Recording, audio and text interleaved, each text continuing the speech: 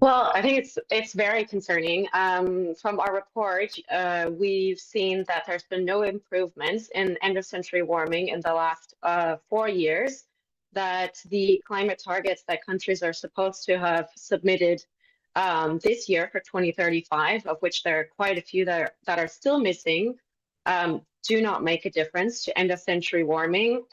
We are essentially running out of time, and governments need to be taking this seriously. We have all seen or felt the impacts of climate change with extreme weather events such as the record-breaking wildfires, droughts, hurricanes, and it is time for governments to take action and rapidly reduce their emissions to prevent the devastating effects of climate change. And yet, Sarah, I have this conversation, and I've had it actually quite recently on a very big panel in the Scandinavian region, where the role of AI and technology to solve the problems has been replaced by the concern that actually the role of AI and the boost of data centers is actually creating an exacerbated problem. Where do you stand on this? Well, it is true that they do use a lot of energy. I think the important thing to remember is that we need to shift away from using fossil fuels to generate this energy and shift to the use of renewables. Renewables are cheaper than fossil fuels. Fossil fuels pollute while renewables don't. And fossil fuels also have negative impacts on people's health and well-being. Sarah, to Steve's point around the headlines from COP30, one headline that is out there is that China is stepping into the role that has been vacated by the Americans at this point.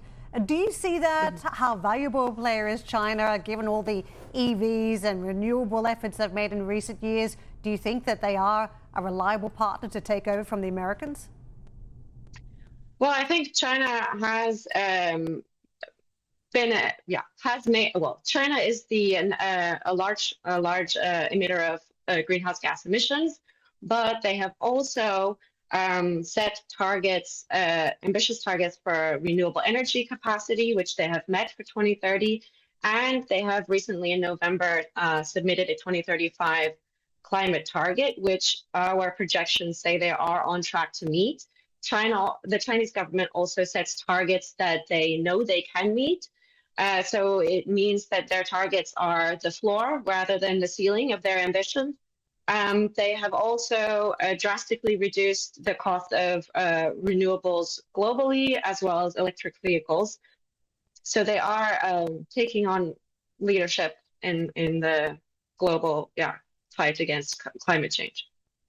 Sarah, can we just come back to the impact that the Trump administration not sending a delegation has had on the progress that's been made or not made at COP30? How significant is it that the climate community, advocates who are pushing for advances on fighting climate change, to not have the support of the U.S. government here? Well, it is true that the current U.S. government has stepped back on climate ambition. I would say it's still important to remember that while the federal government hasn't sent delegates, there are 24 states and territories that are still committed to climate action.